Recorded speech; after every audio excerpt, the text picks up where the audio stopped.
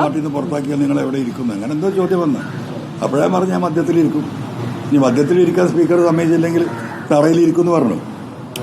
നിങ്ങളെ ചോദ്യത്തിന് ഉത്തരമായി പറഞ്ഞു.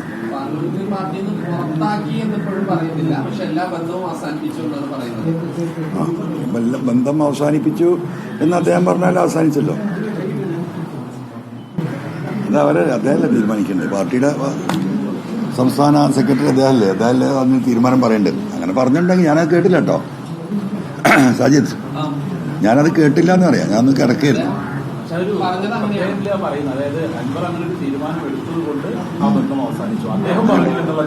ആണോ? ഇപ്പൊ അതൊരു അന്വേഷണ കമ്മീഷൻ വെക്കേണ്ടി വരും. ഞാൻ പാർട്ടിയല്ല പറയുന്നത് എന്ന് പറയുന്നത് പാർട്ടിയെ പാർട്ടിയല്ല പറയുന്നത് ചില കാര്യങ്ങളാണ് ഉന്നയിക്കുന്നത്. മുഖ്യമന്ത്രിയാണെങ്കിലും പറയുന്നത് പാർട്ടിയെ നടപ്പാക്കുന്നത് LDF സർക്കാരിനെ ആകെ ദുർബലപ്പെടുത്താൻ ശ്രമിക്കുന്നുള്ള രീതിയിലാണ് ആരോപണത്തെ വ്യാഖ്യാനിക്കുന്നത്. ഞാൻ ഒരിക്കലും പാർട്ടിയെ ദുർബലപ്പെടുത്താൻ വേണ്ടിയിട്ട് ഒരു സ്റ്റേറ്റ്മെന്റ് നടത്തിയിട്ടില്ല.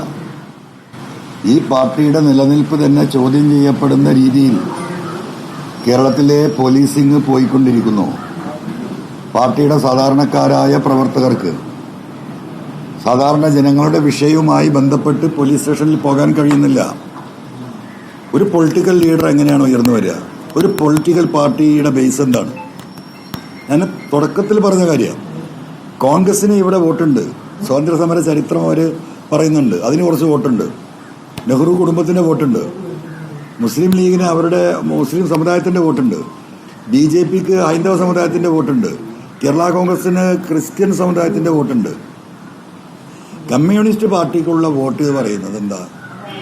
ഇവിടുത്തെ സാധാരണക്കാര്, ഇവിടുത്തെ പാവപ്പെട്ടവര്, ഇവിടുത്തെ കർഷകര്, ഇവിടുത്തെ കർഷക തൊഴിലാളികള്, ഈ സമൂഹത്തിന്റെ ഏറ്റവും അടിത്തട്ടിൽ പ്രവർത്തിക്കുന്ന ചുമട്ട് തൊഴിലാളികള്, ഓട്ടോറിക്ഷ ഓടിക്കുന്നവര്, തെരുവോര കച്ചവടക്കാര്, ഈ തുടങ്ങിയിട്ടുള്ള സമൂഹത്തിന്റെ ഏറ്റവും പ്രയാസപ്പെടുന്ന ആളുകളുടെ വിഷയങ്ങളിൽ പാർട്ടി പ്രവർത്തകർ ഇടപെട്ട് അവർക്ക് ആശ്വാസം നൽകുന്ന പ്രവൃത്തിയുടെ ഭാഗമായിട്ട് ഈ പാർട്ടിയെ സ്നേഹിക്കുകയും ഈ പാർട്ടിക്ക് വേണ്ടി ജീവൻ കൊടുക്കുകയും ചെയ്യുന്ന ഒരു പ്രസ്ഥാനമാണ്.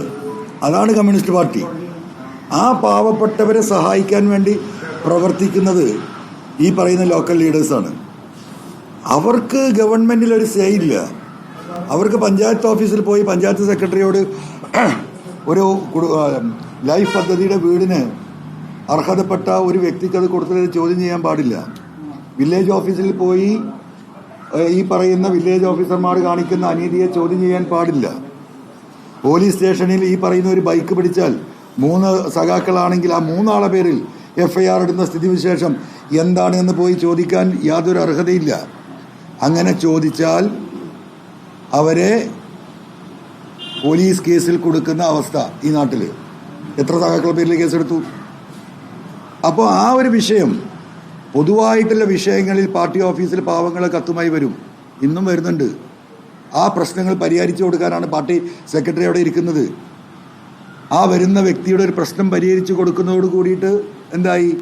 ആ കുടുംബം ഈ പാർട്ടിയിലേക്ക് വരികയാണ്. ഇന്ന് ആ കത്തുമായിട്ട് പോലീസ് സ്റ്റേഷനിലേക്ക് ആരെയും വിടാൻ പറ്റുമോ?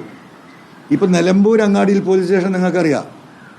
അങ്ങാടിയിൽ ആ കയറ്റം കയറി വരുന്ന റെസ്റ്റ് ഹൗസിന് മുമ്പിലാണ്.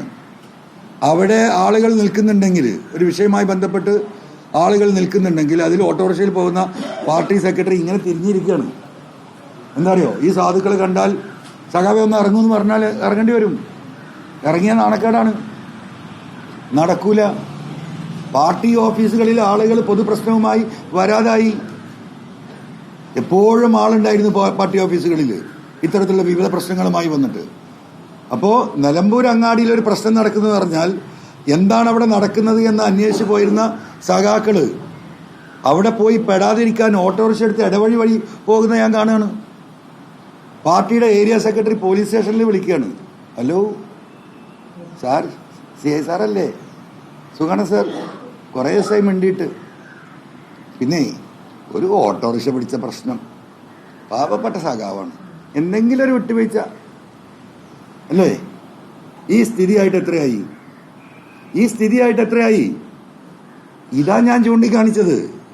ഇത് കമ്മ്യൂണിസ്റ്റ് പാർട്ടിയുടെ നിലപാടല്ല.